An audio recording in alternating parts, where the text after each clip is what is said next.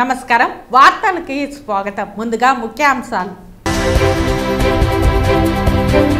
TTD ఈవోగా బాధ్యతలు స్వీకరించిన శ్యామలరావు గతంలో అవకతవకలు జరిగి ఉంటే విచారణ చేపడతాం అలాంటి చర్యలకు పాల్పడిన వారిపై చర్యలు తీసుకుంటాం టీటీడీలో మంచి పరిపాలన సాగేలా చర్యలు చేపడతాం వెల్లడించిన టీటీడీ నూతన ఈవో శ్యామలరావు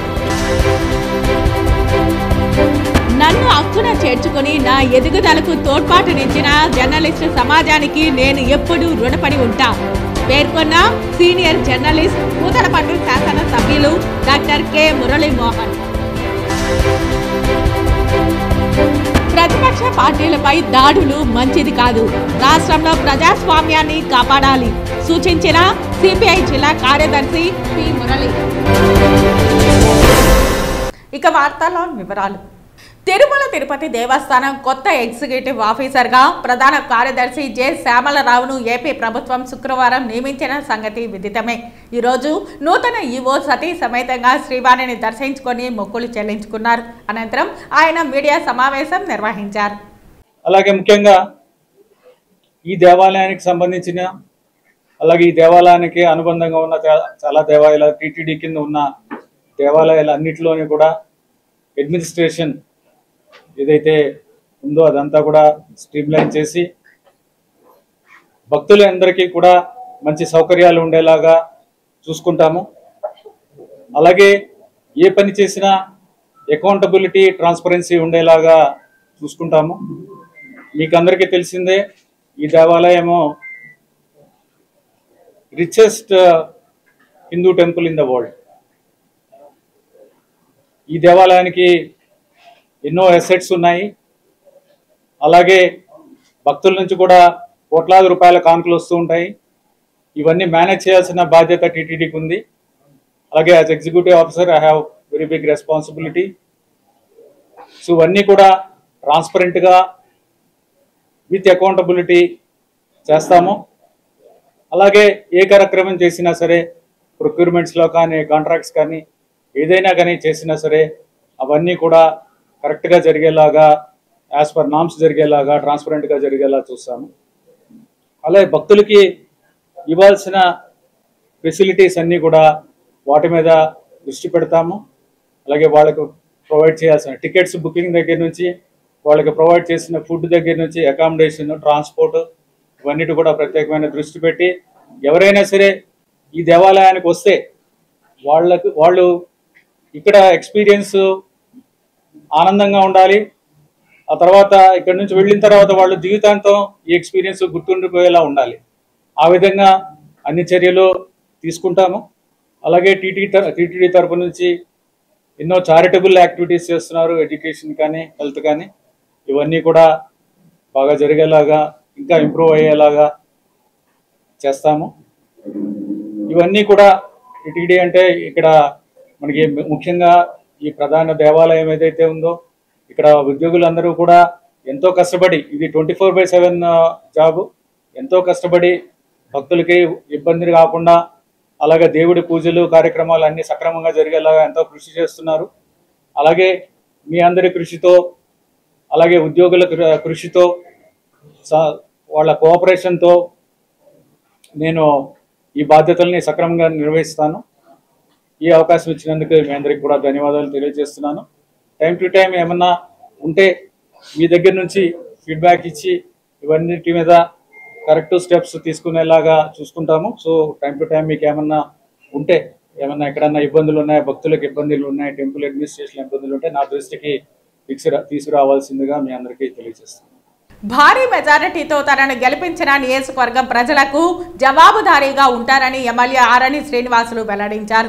తన గెలుపు ప్రజా గెలుపని ఆయన మరొకసారి అన్నారు.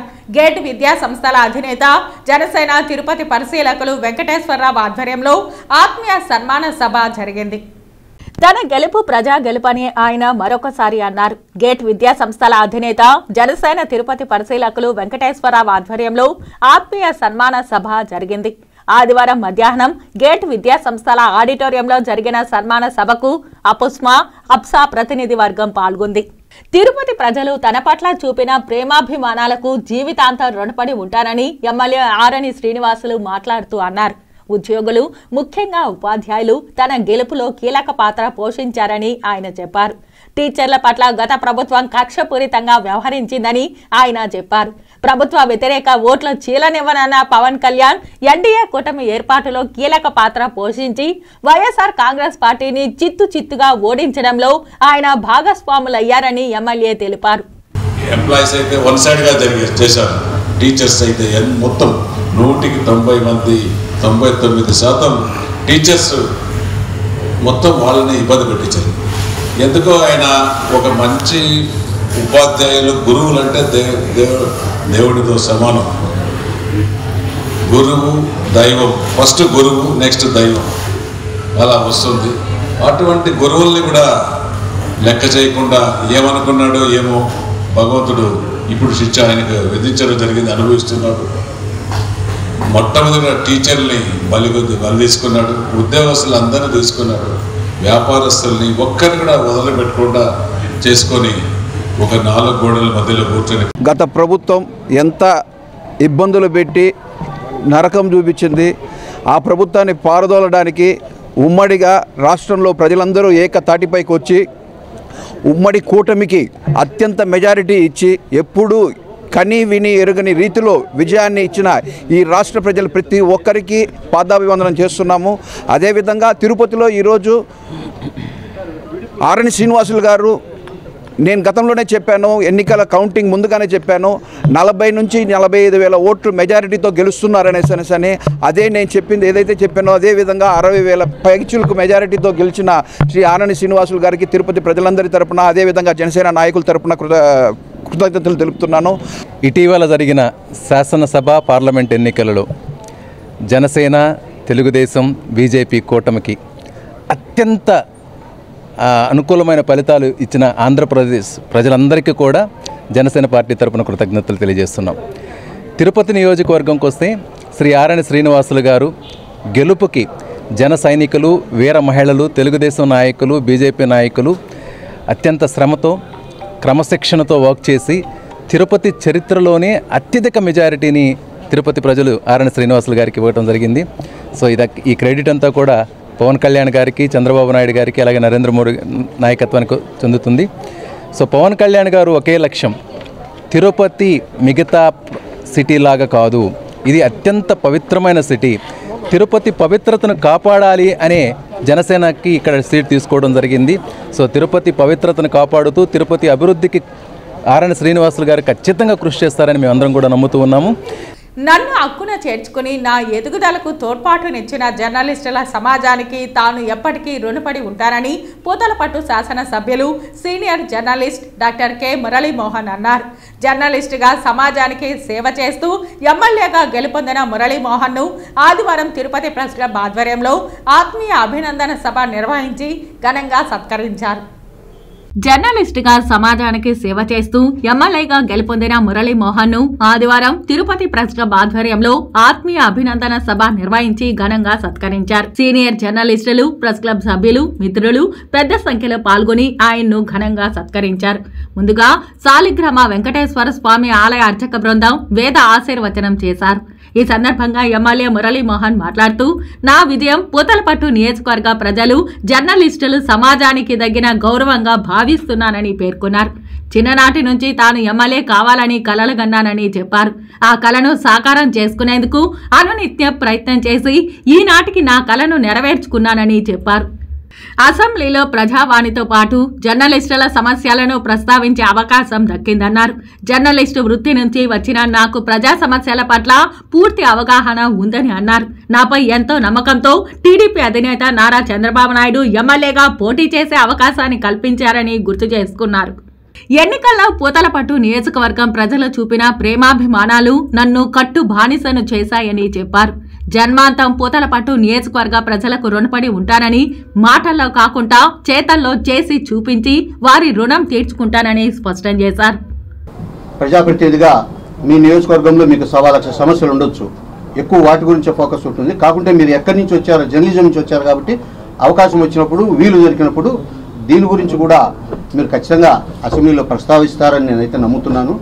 మురళీకి నాకు యూనియన్ పరంగా ప్రెస్ క్లబ్ ప్యానల్ పరంగా వేరే వైరుధ్యాలు ఉన్నప్పటికీ కూడా పర్సనల్గా మేమిద్దరం కూడా చాలా క్లోజ్గా ఉండేవాళ్ళం, చాలామందికి తెలియదు. సో మురళి మరింత కాలం మంచి శాసనసభ్యుడిగా పేరు తెచ్చుకొని మరింత ఉన్నత స్థాయికి ఎదగాలని మనస్ఫూర్తిగా కోరుకుంటూ మరొకసారి అందరూ రాజకీయాల్లో సేవ చేయడానికి వస్తారు. ఆయన సేవ చేసిన తర్వాత రాజకీయాల్లోకి వచ్చాడు. ఆయన 5 ఏళ్ళు నిజంగానే ముందు నుంచి పకడ్బందీ ప్రణాళికతో అతను నిలబడాలనుకున్న నియోజకవర్గంలో ఏం చేయాలి, మొదట టికెట్ సాధించడంతో పాటు తర్వాత అక్కడ ప్రజలందరి మన్నలను పొందడంతో పాటు అది ఓటు బ్యాంకుగా మార్చుకోవడం, నిజంగా మనకి ఇతనైతే సేవ చేయగలడు అనే ఒక నమ్మకాన్ని విశ్వాసాన్ని అక్కడ ప్రజల్లో ముందుగానే కల్పించగలిగిన డాక్టర్ మురళీమోహన్ గారికి నిజంగా హ్యాట్స్ ఆఫ్. మనందరూ కూడా ఇది చాలా మందికి తెలియదు, మళ్ళీ రిపీట్ చేస్తున్నా, సేవ చేసిన తర్వాత ఆయన రాజకీయాల్లోకి వచ్చాడు. రాష్ట్ర వ్యాప్తంగా రాజకీయ పార్టీలు ప్రతిపక్ష పార్టీ ఎమ్మెల్యేలపైన అధికార పార్టీకి చెందిన కార్యకర్తలు నాయకులు దాడులు చేయడం మంచిది కాదని, రాష్ట్రంలో ప్రజాస్వామ్యాన్ని కాపాడాల్సిన బాధ్యత రాష్ట్ర ముఖ్యమంత్రి చంద్రబాబు నాయుడుపై ఉందని సిపిఐ జిల్లా కార్యదర్శి పి మురళి సూచించారు. ఈ సందర్భంగా జిల్లా కార్యదర్శి పి మురళి మాట్లాడుతూ రాష్ట్రంలో తెలుగుదేశం, జనసేన, భారతీయ జనతా పార్టీ సంయుక్తంగా ఏర్పాటైన ఎన్డీఏ కూటమి ద్వారా 164 సీట్లు గెలుచుకుని అధికారం చేపట్టి రాష్ట్ర ముఖ్యమంత్రిగా చంద్రబాబు నాయుడు పదవి బాధ్యతలు చేపట్టడం అభినందనీయమని ఆయన శుభాకాంక్షలు తెలియజేశారు. నేటి పరిస్థితులలో రాష్ట్రంలో నియోజకవర్గాలలో గెలిచిన వైఎస్ఆర్ పార్టీ ఎమ్మెల్యేలను గెలవని ఎమ్మెల్యేలపైన అధికార పార్టీకి చెందిన కార్యకర్తలు నాయకులు దాడులు చేయడం, దాడులు చేస్తామని బెదిరింపు చర్యలకు పాల్పడడం మంచి పద్ధతి కాదని, ఇది ప్రజాస్వామ్యానికి గొడ్డల పెట్టు లాంటిదని ఆయన అన్నారు. పొంగునూరు నియోజకవర్గంలో బాధ్యుల్ని పలకరించాలన్నా లేకపోతే ఆ నియోజకవర్గంలో పర్యటన ఉంటే నియోజకవర్గంలోకి అడుగు పెట్టలేము, ఎమ్మెల్యేగా పొంగునూరు నియోజకవర్గానికి రాకూడదు, ఎంపీగా మిథున్ రెడ్డి గారు రాకూడదు అని చెప్పేసి చెప్పడం మేము సిపిఐగా దీన్ని తీవ్రంగా ఖండిస్తూ ఉన్నాం. ప్రజాస్వామ్యంలో గెలిచినటువంటి రాజకీయ పార్టీలని గౌరవించవలసినటువంటి బాధ్యత ఎవరికైనా ఉంది. ఇవాళ తెలుగుదేశం శ్రేణులు, బీజేపీ శ్రేణులు, జనసేన శ్రేణులు చెప్తా ఉన్నారు, గతంలో వాళ్ళు దాడులు చేయలేదా, వాళ్ళు దాడులు చేసినప్పుడు ఎవరు మాట్లాడినారు అని చెప్పేసి. ఈరోజు మేము వాళ్ళకు తెలుగుదేశానికి, బీజేపీకి, జనసేన పార్టీలకు చెప్తా ఉన్నాం, గతంలో వాళ్ళు దాడులు చేశారు కాబట్టి, గతంలో వాళ్ళు పరిపాలన సక్రమంగా లేదు కాబట్టి ఈరోజు ప్రతిపక్ష హోదాతో పాటు కోల్పి 11 సీట్లు ఇవాళ ఈ రాష్ట్రంలో జగన్మోహన్ రెడ్డి గారి ప్రభుత్వం ఉంది. అలాంటి పరిపాలన సక్రమంగా లేదు కాబట్టి వాళ్ళని ప్రజలు ఆ విధంగా పెట్టారు.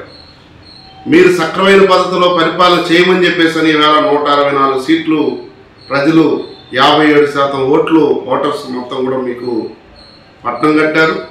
దాన్ని దృష్టిలో పెట్టుకొని ఇవాళ గౌరవ ముఖ్యమంత్రి గారు జోక్యం చేసుకొని ఈ పార్టీల పట్ల గెలిచినటువంటి ఎమ్మెల్యేలు కావచ్చు, ఓడిపోయినటువంటి ఎమ్మెల్యేలు కావచ్చు, లేకపోతే ఇతర ప్రతిపక్ష పార్టీల పైన కావచ్చు దాడులు ఆపాలి, దాడులు ఆపి వాళ్ళకు రక్షణ కల్పించే పద్ధతిలో ఇవాళ రాష్ట్ర ప్రభుత్వం చర్యలు తీసుకోవాలని చెప్పేసి మేము సిపిఐగా తెలియజేస్తా ఉన్నాం.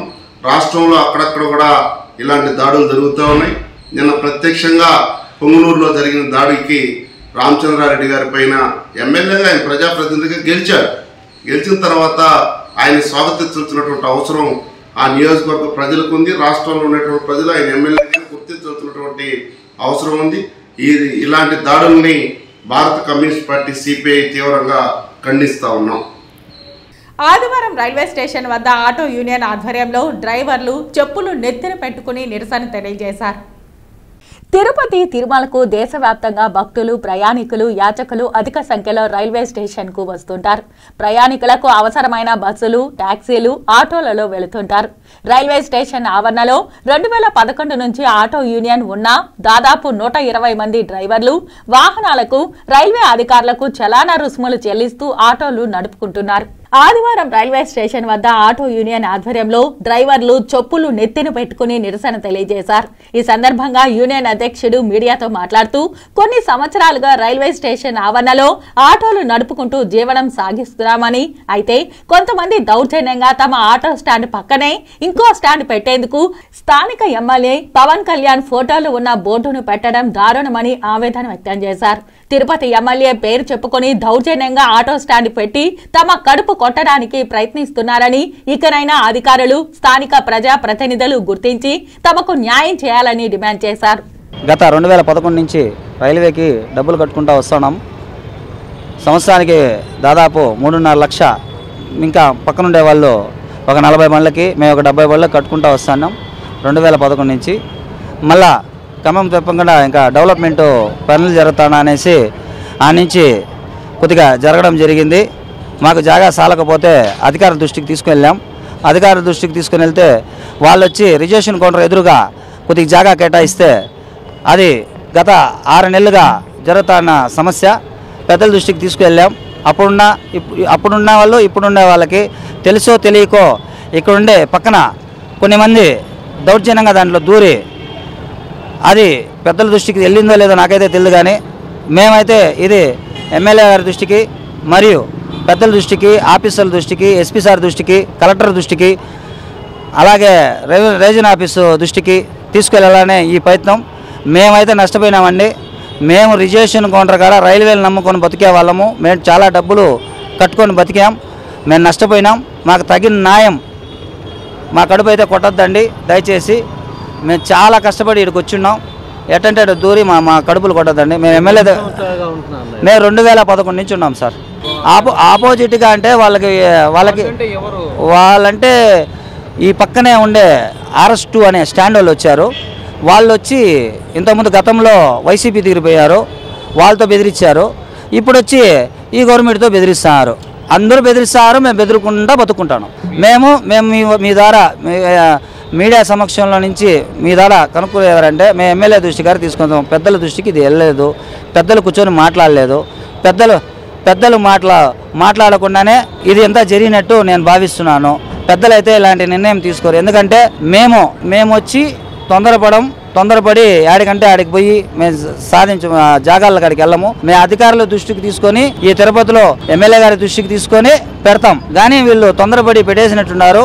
ఇది పెద్దలు ఆలోచించి దీని మీద నిర్ణయం తీసుకోవాలని, మాకు తగిన న్యాయం చేయాలని కోరుకుంటున్నాం. యోగా అంతర్జాతీయ దినోత్సవంపై అవగాహన ర్యాలీని ఎమ్మెల్యే ఆరణి శ్రీనివాసులు ప్రారంభించారు. పతాంజలి యోగా సమితి, భారత స్వాభిమాన్ సంయుక్తంగా ర్యాలీని నిర్వహించాయి. ఇందులో భాగంగా ప్రకాశం మున్సిపల్ పార్కులో యోగా నిర్వహణ జరిగింది. ఈ కార్యక్రమంలో ఎమ్మెల్యే ఆరణి శ్రీనివాసులు పాల్గొన్నారు. ప్రజల్లో అంతర్జాతీయ యోగా దినోత్సవంపై అవగాహన కల్పించడం ముదావహమని ఆరణి శ్రీనివాసులు అన్నారు. ప్రతి ఒక్కరూ యోగాను నిత్యం ప్రాక్టీస్ చేయడం వల్ల మానసిక ఒత్తిడిని అధిగమించడంతో పాటు ఫిట్నెస్ మెరుగుపడుతుందని ఆయన చెప్పారు. ఆరోగ్యం కోసం ప్రతి ఒక్కరూ రోజు గంట సమయం వ్యాయామం కోసం వెచ్చించాలని కోరారు. ఆరోగ్యం బాగుంటేనే మెరుగైన ఆలోచనలు వస్తాయని, దీంతో ఆరోగ్యవంతమైన సమాజం రూపుదిద్దుకుంటుందని ఆయన చెప్పారు. ఈ కార్యక్రమంలో పతాంజలి యోగా సమాజం ప్రతినిధి కైలాస్ సింగ్ రాజ్ పురోహిత్, జగన్నాథం, ఓటేరు కృష్ణ, యోగా గురువులు ప్రభాకర్, తంగరాజులు, రాధిక, ఉమా తదితరులు పాల్గొన్నారు. చిత్తూరు జిల్లా రామకుప్పం మండలంలో వ్యక్తిపై ఏనుగు దాడి చేసిన సంఘటన చోటు చేసుకుంది. ఈ ఏనుగు దాడిలో వ్యక్తి మృతి చెందాడు. చిత్తూరు జిల్లా రామకుప్పం మండలంలో పంట పొలాల్లోకి వెళ్తుండగా ఓ వ్యక్తిపై ఏనుగు దాడి చేశాయి. రాత్రి సుమారు 12 గంటల సమయంలో కన్నా నాయక్ అనే వ్యక్తి ఏనుగు దాడితో అక్కడికక్కడే మృతి చెందాడు. ఏనుగుల వల్ల కంటి మీద కునుకు లేకుండా ఉన్నామని గ్రామస్తులు వాపోయారు. వెంటనే అధికారులు తగు చర్యలు తీసుకోవాలని గ్రామస్తులు కోరుతున్నారు. వార్తలు ముగించే ముందు ముఖ్యాంశాలు మరోసారి. టీటీడీ ఈవోగా బాధ్యతలు స్వీకరించిన శ్యామలరావు, గతంలో అవకతవకలు జరిగి ఉంటే విచారణ చేపడతాం, అలాంటి చర్యలకు పాల్పడిన వారిపై చర్యలు తీసుకుంటాం, టీటీడీలో మంచి పరిపాలన సాగేలా చర్యలు చేపడతాం వెల్లడించిన టీటీడీ నూతన ఈవో శ్యామలరావు. నన్ను హక్కున చేర్చుకుని నా ఎదుగుదలకు తోడ్పాటునిచ్చిన జర్నలిస్టు సమాజానికి నేను ఎప్పుడూ రుణపడి ఉంటా. పేర్కొన్న సీనియర్ జర్నలిస్ట్ పూతలపట్టు శాసన సభ్యులు డాక్టర్ కె మురళీమోహన్. ప్రతిపక్ష పార్టీలపై దాడులు మంచిది కాదు, రాష్ట్రంలో ప్రజాస్వామ్యాన్ని కాపాడాలి సూచించిన సిపిఐ జిల్లా కార్యదర్శి పి మురళి. ఈ వార్తలు ఇంతటితో సమాప్తం. నమస్కారం.